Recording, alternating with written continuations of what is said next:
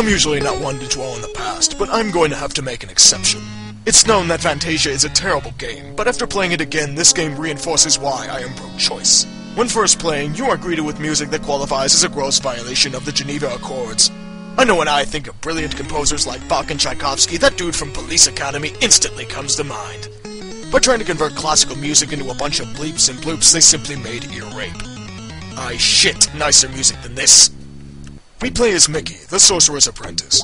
Safe to say, he is the reincarnation of the Yugo. The first thing you're going to notice when playing are the sluggish controls and the absolutely hackneyed jumping mechanics that have Mickey doing his best Neil Armstrong impression.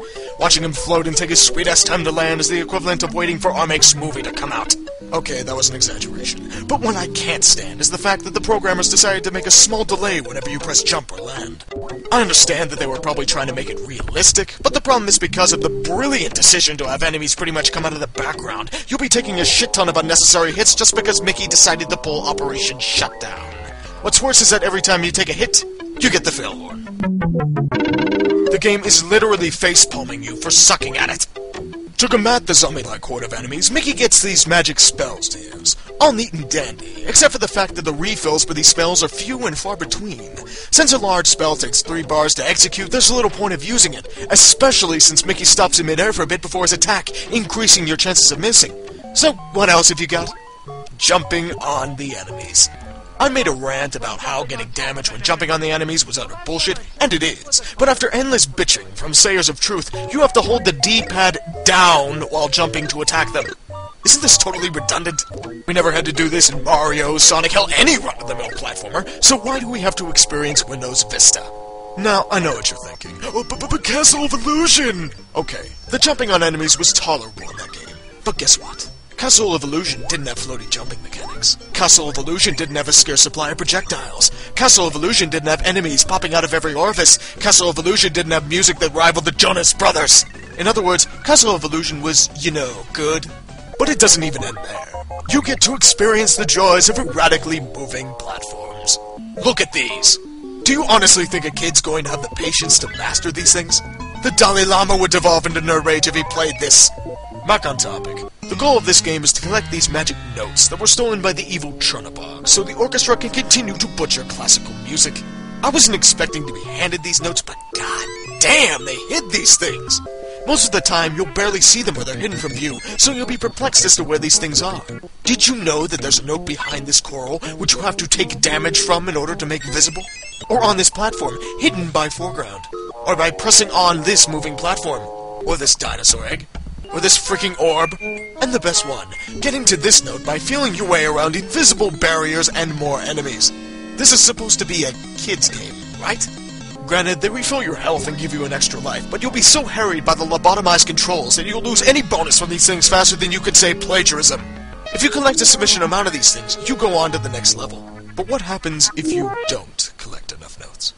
I'll tell you what. You get to start the level all over again! Jesus Christ, it's a labyrinth, except the Minotaur's teabagging you mercilessly!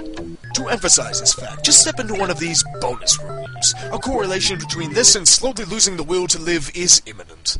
In these swimming stages, the controls make punching puppies more desirable. Unlike certain other games where you have to tap a button to quickly ascend, Fantasia makes you hold down the C button just so Mickey can take his sweet-ass time to ascend and vice versa. Not only this, but every time you try to turn, Mickey falls a short distance before he does, which makes you want to take a desert eagle to said mouse's head. And if you haven't noticed by now, every generic enemy in this area is out to kill him. Amplify this by cramming so many enemies on the screen that the Japanese subway system would blush. Now, this isn't too much of a problem. Oh, wait! You can't jump on the enemies underwater, so you're stuck using whatever you've got left of your magic spells. Or, most likely, trying to emulate Barry Sanders and juke our cold-blooded adversaries out. Good lord, Michael Phelps couldn't swim past this! And quick question. If Mickey takes damage from touching water on the surface, how could he swim in it? If you thought this was contradictory, let's go further down into the rabbit hole. This treasure chest takes you back to an earlier point in the level, so you must jump over it to advance.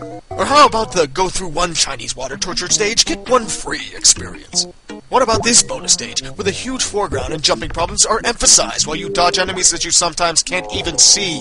And it only gets worse. This stage has you dodging the fucking cosmos for a few health points, if you're lucky to even get that far. And this stage has you in a constant state of freefall, where hordes of enemies are waiting to feast upon mouse meat. Not to say that the levels are salvation either. Look at level 3. It's a jumping stage. Let me repeat that for you. A jumping stage in a game where the jumping is utter dog shit. Remember to factor in that there are copious amounts of enemies where you cannot attack above, and you're looking at one great little mindfuck of a level. It's got the fun factor of a kidney stone, and is twice as painful. But guess what can make this worse? Yes, it's another bonus stage. The Dance of the Hours. Oh my god, what a train wreck. First off, it's yet another jumping stage. A first-hand experience of Gitmo while listening to infernal caterwauling that makes Dance of the Hours sound like it's been Andy Warhol. You're supposed to take these bubbles up to the top, but the jumping is so god-awful that you'll be struggling to stay on the platforms. As this happens, the bubbles float away, and you'll have to wait for more bubbles to appear. These bubbles can't save you from taking damage from projectiles and enemies either, so you can't touch anything lest you get an initiation at the county jail. You have to evade ostriches and Queen Latifah to get to the top, and as you're going up, you can't see anything, so you'll sometimes run into the enemies when you're in the bubble. And by this time, you're probably out of magic spells, so in some instances you'll have to take damage in order to advance. If you're lucky, that is. When you die, there are no checkpoints either, so you're going to fall all the way back down, and climb back up, and please someone gouge my virgin eyes out with a toothpick, you goddamn p***!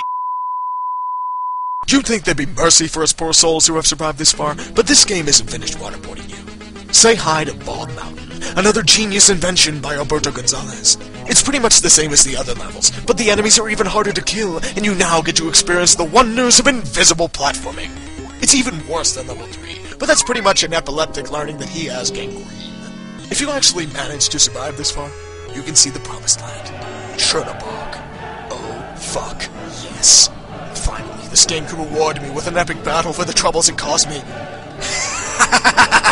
Bring it on, you! Da! Excuse me for a second.